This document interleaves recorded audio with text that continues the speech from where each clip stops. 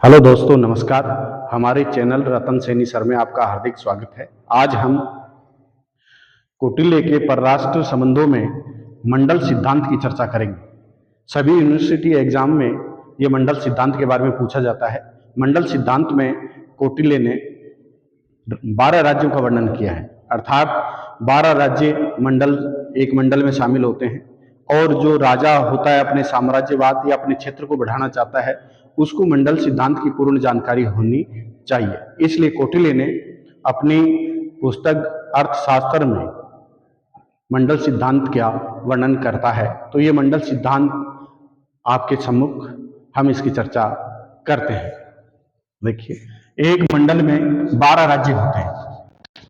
मंडल का अर्थ है कि राज्य के चारों तरफ के राज्यों को शामिल किया जाता है, अर्थात इन राज्यों की प्रकृति कैसी होती है, मतलब मंडल में रहने वाले 12 राज्यों की प्रकृति उस राजा के राज्य के प्रति कैसी होती है, मित्रवत होती है या शत्रुवत होती है, इस प्रकृति का ज्ञान मंडल सिद्धांत के माध्यम से होता है। तो ये 12 राज्यों का मंडल का एक आउटलाइन आपके सामने बनी हुई है। इसमें अपन बात करते हैं कि कौन सा राज्य की प्रकृति कैसे कैसे होती है।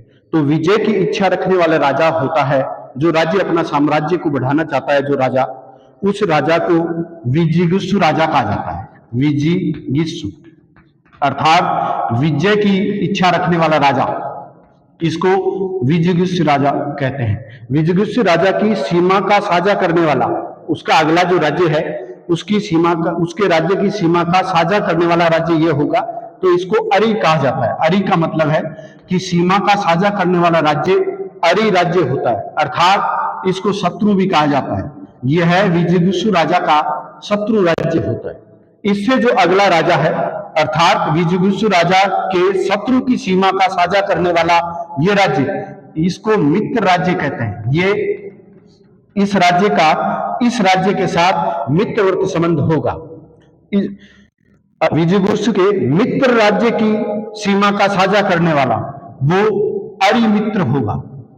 अरिमित्र का मतलब है विजिगीषु राजा के शत्रु का मित्र होगा, शत्रु का इसका मित्र होगा। इस अरि राज्य ये है, तो ये इसका शत्रु होगा और ये इसका क्या होगा, मित्र होगा। अर्थात यह है विजिगीषु से शत्रुपूर्णता भाव रखता है। इससे अगला राज्य होता है मित्र, अर्थात विजिगीषु राजा के मित्र का मित्र राज्य होता है, अर्थात यह भी विजिगीषु राज्य के मित्र राज्यों की श्रेणी में आता है। इससे अगला राज्य आता है वो मित्र, अर्थात ये राज्य शत्रु के मित्र का मित्र होता है, अर्थात यह राज्य भी विजिगीषु राजा का शत्रु राज्य होता है। ये हम बात कर ली आगे की ओर। ये जो उदासीन राज्य वो होते हैं जिनकी सीमा विजिगीषु राजा और अरि दोनों के साथ सीमा का साझा करने वाला राज्य उदासीन होता है।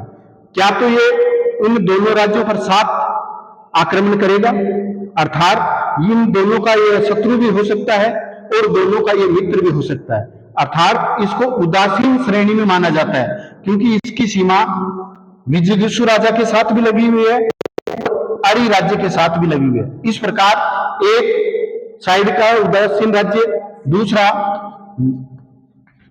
दूसरी साइड का राज्य भी उदासीन होता है, उदासीन राज्य की श्रेणी में आता है। अब हम राजा के पीछे के राज्यों की बात करेंगे। तो इसमें देखिए, यह आता है पाषाण ग्रह, अर्थात इस राज्य को पीठ पीछे का राज्य कहा जाता है। यह पीठ पीछे का विजिगीषु राजा का शत्रु होता है। इसकी सीमा का साझा करने वाला यह राज्य होगा। इसको आक्रांत कहा जाता है। आक्रांत का मतलब है पीठ पीछे का मित्र, विजिगीषु राजा का पीठ पीछे का मित्र होता है।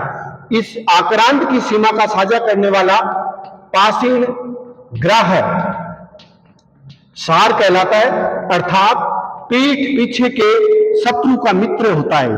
पीठ पीछे के शत्रु का मित्र होता है, अर्थात विजिगीषु राजा का शत्रु होता है। इसकी सीमा का साझा करने वाला आक्रांदा सार कहलाता है। आक्रांदा सार कहलाता है। यह पीठ पीछे के मित्र का मित्र होता है, अर्थात इसका संबंध विजिगीषु राजा के साथ मित्र होता है। इसमें क्योंकि ये राज्य, प्रकृति को इससे समझा जाता है कि ये राज्य दोनों दूर के होते हैं, लेकिन इनकी भावना मित्रवर्त भी हो सकती है, शत्रुवर्त भी हो सकती है, लेकिन ये राज्य कभी भी राज्य पर आक्रमण करने के लिए नहीं आते हैं। इस प्रकार कौटिल्य ने अपने मंडल सिद्धांत में 12 राज्यों का वर्णन किया है और एक विजय की इच्छा रखने वाले राजा या साम्राज्यवाद को बढ़ावा देने वाला राजा इन राज्यों की प्रकृति को समझ सकता है कि कौन सा राज्य मेरा मित्र है और कौन सा मेरा शत्रु। इस प्रकार मंडल सिद्धांत राज्यों की प्रकृति को समझने के लिए एक उपयोगी साबित होता है। अर्थात विजय की इच्छा रखने वाले राजा को एक मंडल सिद्धांत का पूर्णतः ज्ञान होना चाहिए। इसी क्रम में हम आगे की 12 राज्यों की प्रकृति को जानने के बाद एक राजा इन राज्यों के साथ अपने संबंधों का किस प्रकार निर्धारण करेगा, इसके बारे में हम सातगुणीय नीति में पढ़ेंगे। और हमारा ये वीडियो आपको अच्छा लगे तो लाइक करें, कमेंट करें, चैनल को सब्सक्राइब करें या फॉलो करें।